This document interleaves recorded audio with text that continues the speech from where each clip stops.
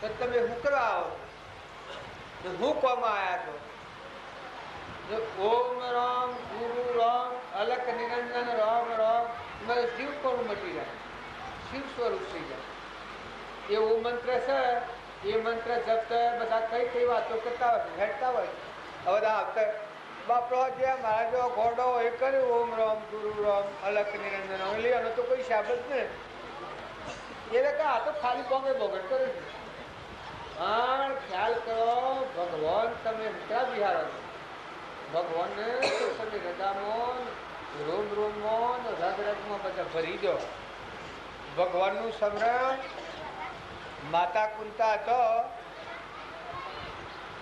ભગવાનનાથી જ જીવતો હતો. કૃષ્ણ ભગવાનનો દેહ પડ્યો એ વાત જાણી માતા કુંતા પ્રાણ પરોયેલો હતો. એવું આપણું જીવન બનાવવું, એવા એવા તત્વતા પુરુષો થઈ ગયા. ધનાભદ્ર ને શાલીભદ્ર ને ભુવન ચાળીભદ્ર હતા. એ આગલા અવતારના ગરીબ ઘેર એક ભરવાડના છોકરો હતો, ખાવા નતું. એની માઈ માગીને ખીર રોજતી, દૂધ માગીને લાવેલી, હાકર માગીને લાવેલી, આટો માગીને લાવેલી, ખીર માગીને લાવેલી, અને એ ખીર વળાવી ખેડૂત પદ પ્રાપ્ત કરી. બીજા અવતારમાં ધનાભદ્ર અને ચાળીભદ્ર હતા. બીજા એ પુણ્યના કારણથી એ આત્મા બીજા મોક્ષના કારણે નીકળ્યો. ચાળીભદ્ર હતા અને ધનાભદ્ર હતા. આગલા જન્મમાં રાજકુમાર હતા. એવી આફત આવી તો રસ્તામાં વાઘ મારા વાઘ મારે થયું ને એ જીવ ધનાભદ્રનો જન્મ. જો એના ભાવ સત્સંગના હતા. સત્સંગમાં જેલો અને એના આત્મા પરમાત્માના રાગ દ્વેષ વગરના શુદ્ધ ભાવ હતા. એ થાય રાગ દ્વેષ વગરના નતા. પણ સત્સંગ ભેલો શુદ્ધ આત્મામાં રમણતા કરવી એવા ભાવ હતા. અને દેહ પડી ગયો તો એ બીજા અવતારમાં ધનાભદ્ર થાય. એમ તમે ના મેં ઊંચા માર્ગે જવું હોય તો વર્તમાનના ભાવ હારા કરો. બાળકો હોય મા બાપની સેવા કરો. પુરુષો હો, દીકરાઓ હો, મા બાપને સંતોષ આલો. દીકરીઓ હો, મા બાપને સંતોષ આલો. નાટક સિનેમા જોવાના ભાવ બંધ કરો. કોઈ ખોટા વ્યસન ફેશનમાં ન પડો. મર્યાદા ન છોડો. તમે આત્માના ભાવ કરો. મા બાપને ખુશી કરો. આહરીમાં જાઓ તો પતિમાં પરમેશ્વર ભાવ રાખો. તમે ગમે એટલો જબરો હો પણ જો ઘરમાં કસાય હે તો બકરી લગરે થવાની નથી. બકરી કરવી હોય તો પોતાનું મન દૂર કરો. દાસો ભાવ કરો. બધા જીવ ભગવાનના. આપણા કર્મનો કોઈ દોષ હોય, કર્મના લેખ ભોગવવું પડતું હોય તો ભોગવી લો. બધા નોમીમાં રોજ કરો. તમે સ્વ હરા કેટલા જન્મી જીવન છે? આ 2 જન્મી જીવન છે.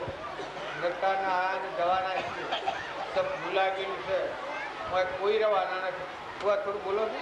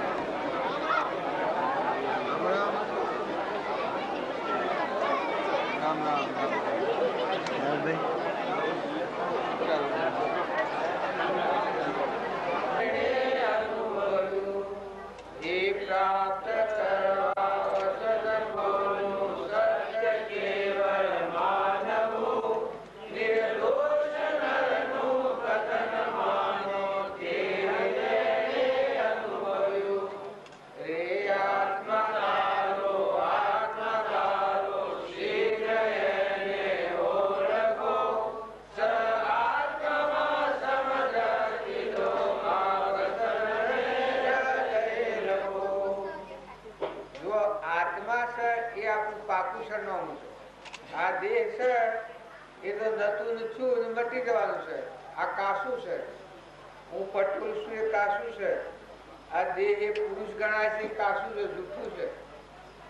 શંકા તો પશુ બુદ્ધિ નું બનેલું છે. પણ પાકું સરનામું છે કે આજે જોનાર અને જાણનાર મન અને ઇન્દ્રિય ક્રમનો સાક્ષીભૂત એ આત્મા દેવતો છે. જરળ જ્યોતિ રૂપ બધામાં પ્રકાશ થયેલો છે.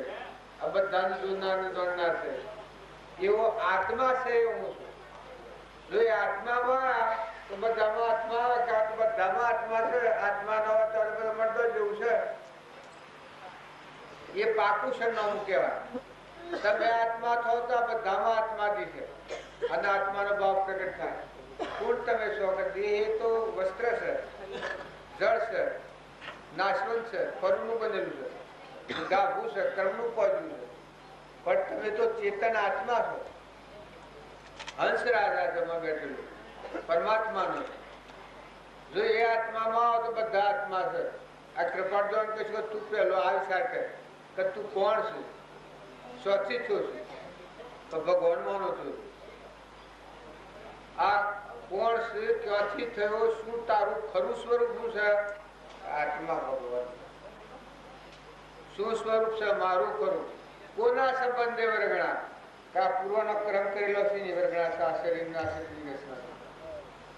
કોના સંબંધે વર્ગણા? એ રાખું કે એ પરહણું. એ પ્રાપ્ત કરવા વસન કોનું સત્ય કેવળ માનવું. આ પ્રાપ્ત કરવું હોય તો જેને આપણે રામજી બાપા આ પ્રાપ્ત કર્યું. આ આત્મા અંતરમાં જોયું હતું, બધામાં જોયું. બધામાં ઘટો ઘટમાં જતું હતો એનું એ બધા ભરપૂર ભરેલું. એક જ પરમાત્મા અનેક પણ થયેલું છે. એક જ ભગવાન સર્વપુત્ર.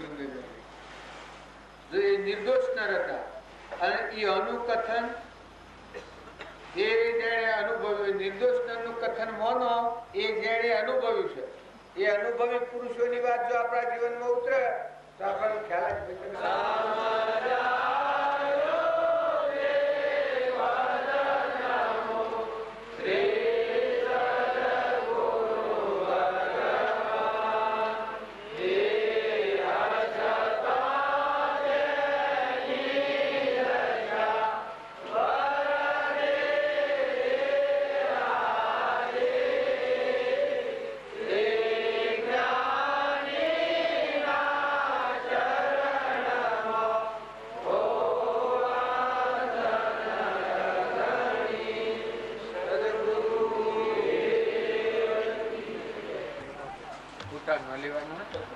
મારા ગુરુજીનું એવું મારે છે. આ તો તમે બધે એમને રોડ યાદ કરી નાખ્યું છે. और શરીરના ફૂટાનું ભૂલી જાય તો આત્માનું જ્ઞાન થાય. શરીરના ફૂટાનું ભૂલ થાય તો આત્માનું જ્ઞાન થતું હોય તો તરત જ થઈ જાય. એટલે ફૂટા લેવાની મનાઈ છે. ચાલુ જ છે. એટલે કે લઈ લો કાગળ લઈ લીધો. હું બાત કરું આ બધા બાજુ ના તો છ પોણી હશે.